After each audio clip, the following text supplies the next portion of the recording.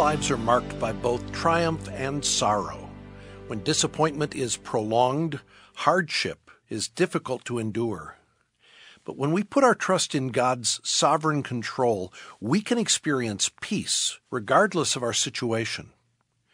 That's our subject today on Truth for Life as Alistair Begg continues a message titled Lessons from the Dungeon. Alistair is teaching from the story of Joseph found in Genesis chapter 40.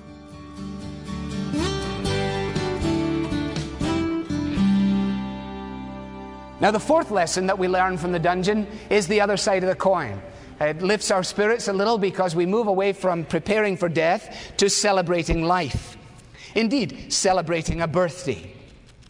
Have you had a birthday lately? Have you had a birthday in the last year? If you haven't, then the previous point is probably more significant than you realize.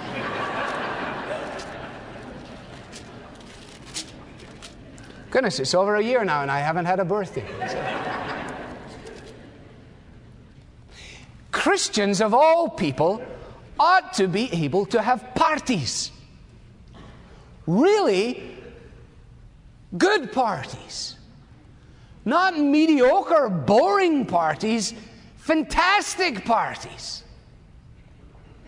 I mean, Christians should not be party animals, but they should be party somethings. And especially birthday parties. Let me explain to you. I've been thinking about this. Verse 20 of Genesis 40, now the third day was Pharaoh's birthday. And he gave a feast or a party for all his officials. He was celebrating life. His birthday was quite an event. Pharaoh gives the party for his officials. The officials don't give the party for Pharaoh. Well, you say, is it really worthwhile pausing on this? Yes, I think so. You're sensible people, you can judge when I finish this point how helpful it is. I just want to make the point in passing that birthdays provide us with a unique and an annual opportunity for thanksgiving. Now, every day of our lives provides the same, but in a special way, one day out of the year, we have the opportunity to pause for a moment and marvel at God's goodness and provision for us. To celebrate the gift of life itself, whatever it may bring, and with whomsoever I spend it. I thank you. I thank you for my birthday. I thank you, in the words of the psalmist, that goodness and mercy has been following me all the days of my life. And I praise you on this anniversary day. An opportunity at the same time to praise and magnify our parents. If they are alive, to do so in an overt and genuine display of gratitude. If they have gone, to pause and revere their memory.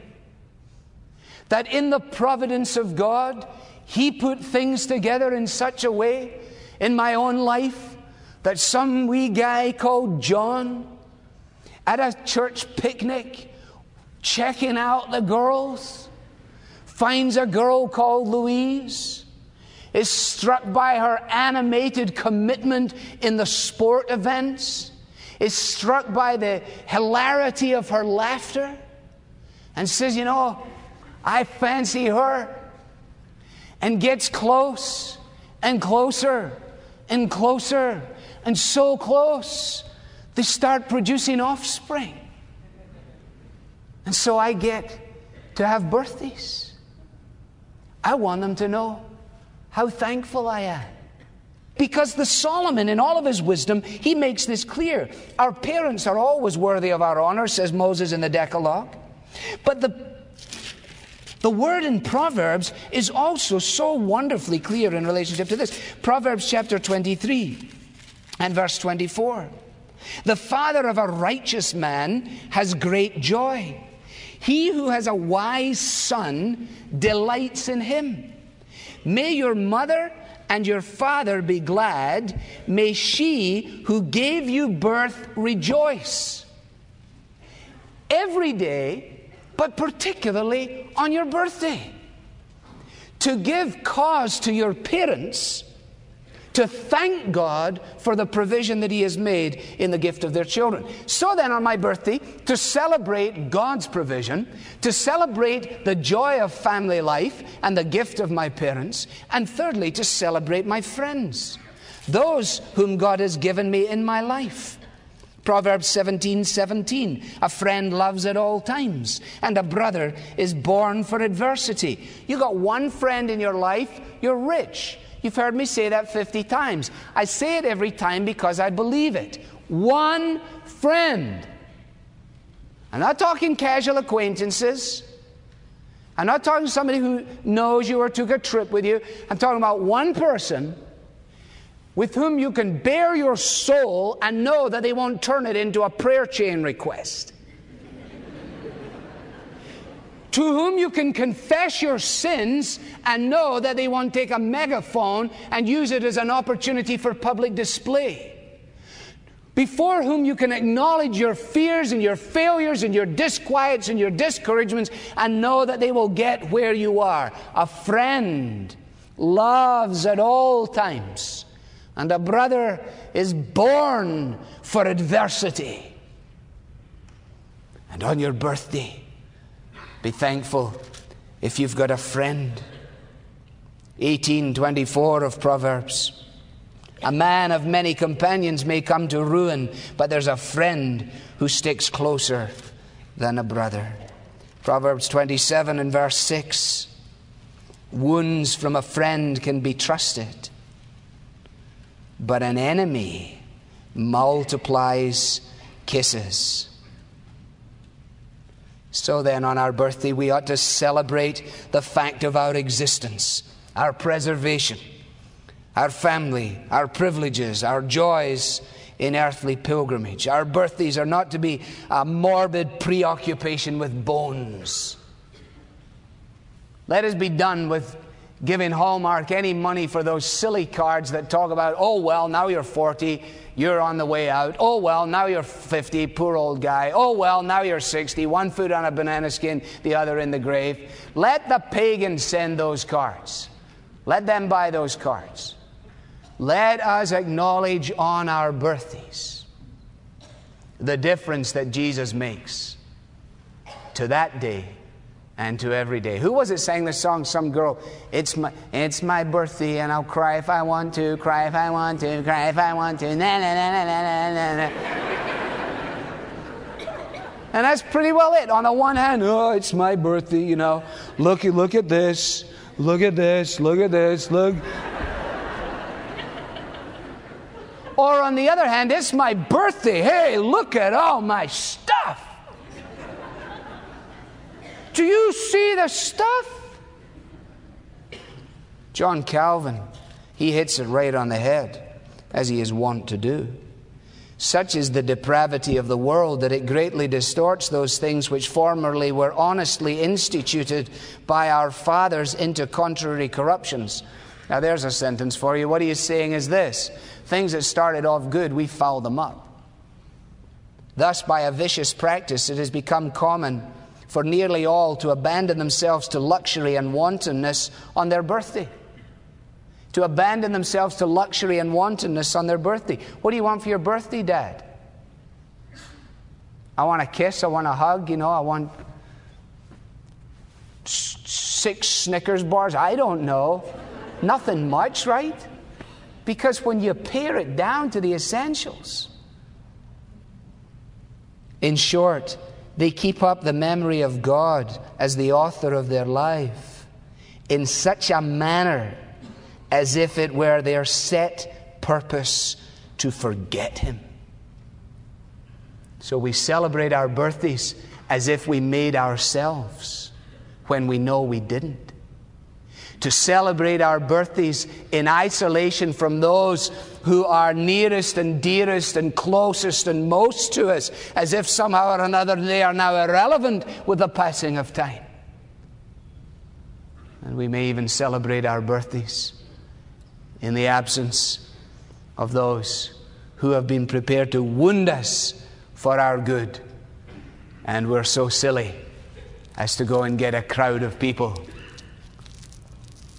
who would kill us with their kisses.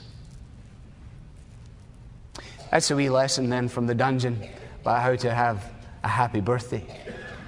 Anybody's birthday today? Just asking.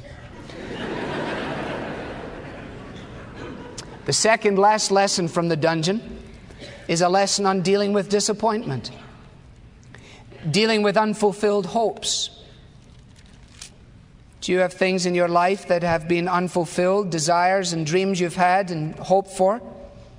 Certainly Joseph did. He knew that God was in control, but he flat out, frankly, wanted to get out of the dungeon. That's why in verse 14, when he had given the news to the cupbearer of the fact that he was going to be out of there in 3 days, he said, by the way, when you go, it'd be just a nice deal if you would mention to Pharaoh that I'm still stuck in here and see if you couldn't put in a good word for me, because I really was forcibly carried off. I haven't done anything to deserve being in here, and I'd like to get out of the dungeon.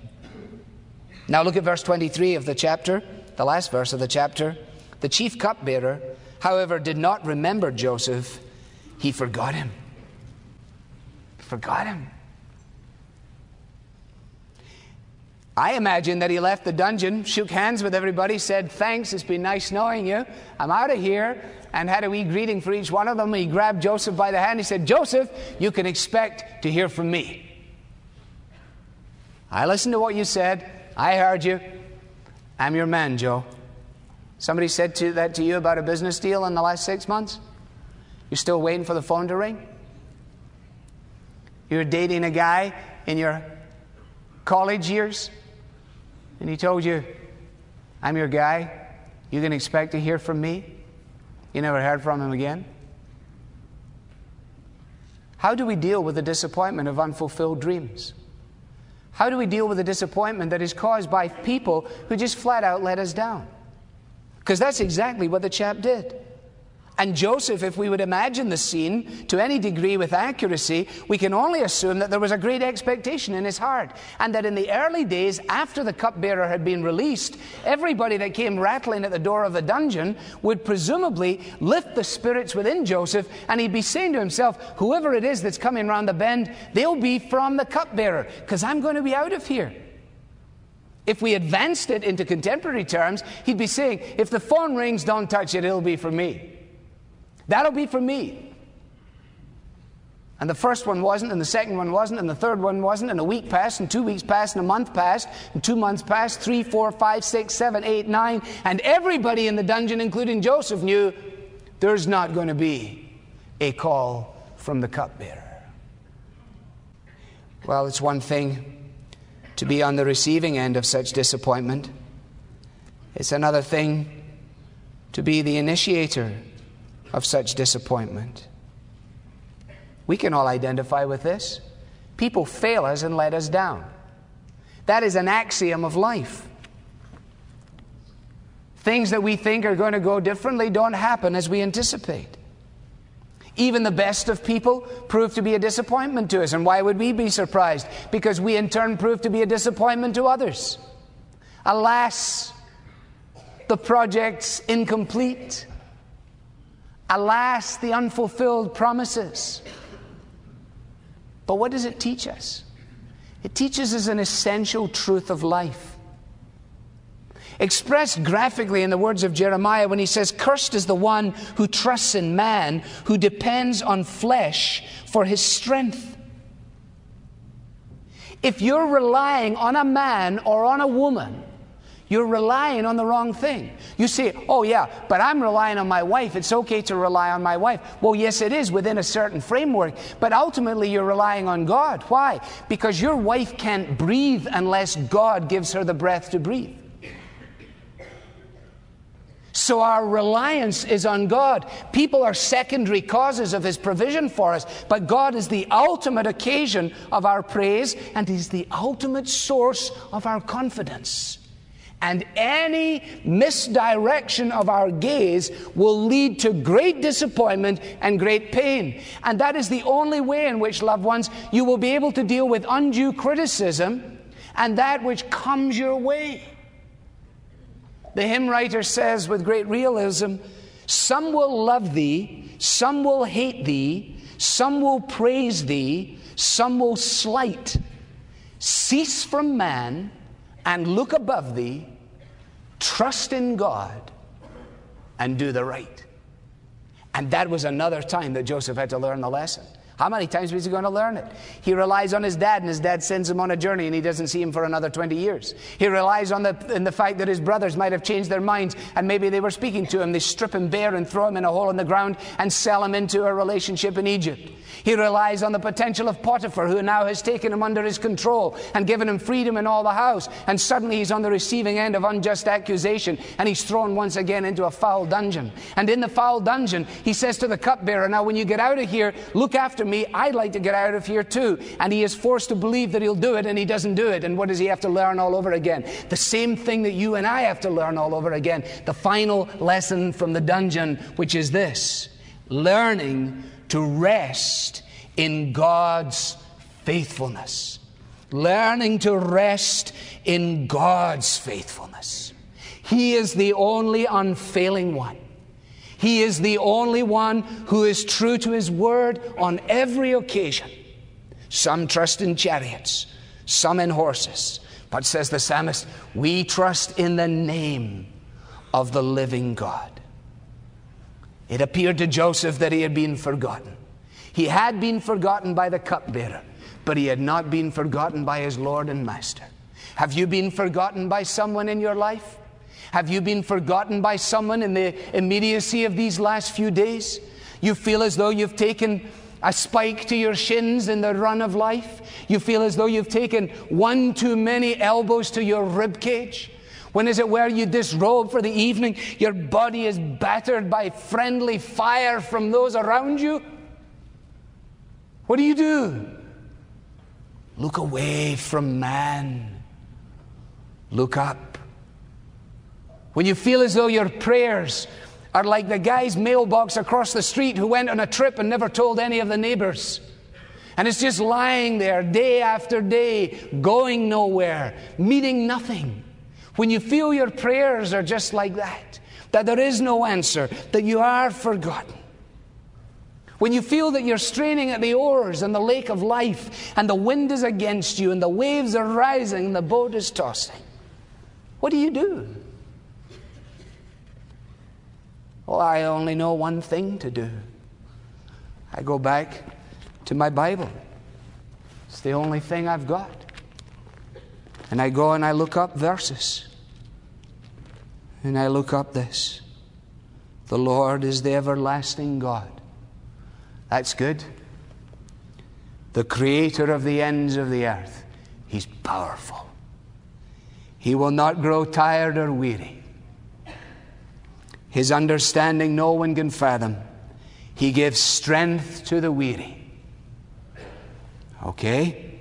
And he increases the power of the weak. This is good. Even youths grow tired and weary, and young men stumble and fall. But those who hope in the Lord will renew their strength. They will soar on wings like eagles. They will run and not grow weary. They will walk and not be faint. Can, says the prophet, a mother forget the baby at her breast and have no compassion on the child she has borne? I flew from Texas in the evening in a row with 4 others, a mother and a father and 2 children, one of those ideal setups in row 23 on an MD-80. The only encouragement is the sound of the engine keeping going and the bathroom door banging and closing. But actually, apart from public perception, I love to be in the row with those wee ones. But in the row, there I was, starting to feel like an old man, realizing that I used to take trips and my girls were that size as well, and there was one about this size and one about that size.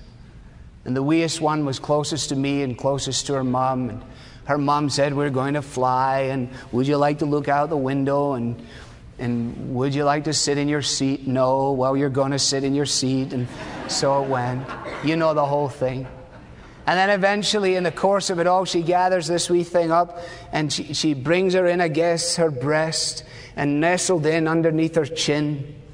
And the wee girl falls sound asleep with her face all mashed up like that. When she finally woke up, they had to kind of bring her face back into, sort of rework it. And I thought, what a wonderful, wonderful, wonderful picture. She was going at 540 miles an hour in a steel tube at 35,000 feet above the ground, and she didn't have a care in the world. All she knew was that her mom was there, and she was with her mom, and her mom wasn't going to forget her. Wouldn't it be great to be loved by someone like that? To be loved in the way a mother loves her newborn child? The lesson, number 6, to rest in God's unfailing goodness.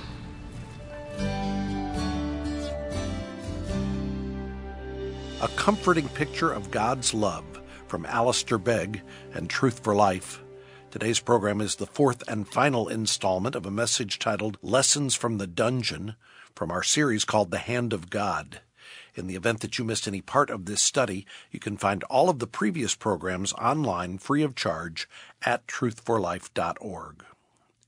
Perhaps as Alistair shared about Joseph's trials today, it brought to mind a situation you're facing in your own life.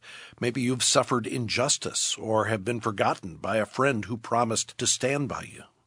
In those moments, it can feel as though God has abandoned us. But even if people fail us, God never does. That's the subject of Alistair's newly updated book titled The Hand of God. And if you've been enjoying hearing the captivating study of the life of Joseph, you will benefit greatly from the companion book Alistair has written on this epic story. It dives deeper into Joseph's remarkable life and explores how God's providential care was at work every step of the way. Alistair helps us see how God's Word resets our perspective on life's trials. He gives us the understanding we need to rest solidly in God's sovereignty, even when it feels like the wheels are falling off. If life's circumstances have you feeling like you've landed in a dungeon, you'll find great comfort in the hand of God. Or maybe a loved one is struggling through a season of difficulty. They'll appreciate receiving this comforting book. We'd be glad to send you a copy of The Hand of God when you request it, along with a donation. Your financial support makes Truth for Life possible, and the book is a token expressing the gratitude of your fellow listeners. Ask for The Hand of God by Alistair Begg when you give today by calling 888-588-7884, or it might be more convenient for you to donate and request the book online. You can do that at truthforlife.org. If you choose to mail your donation, be sure to include a note asking for your copy of the book. Our address is Truth for Life, P.O. Box 39, 8000, Cleveland, Ohio, 44139. I'm Bob Lepine. Tomorrow, Alistair reminds us of the importance of waiting on God's timing as he continues our study of God's hand in the life of Joseph. Be sure to listen Tuesday. The Bible teaching of Alistair Begg is furnished by Truth for Life,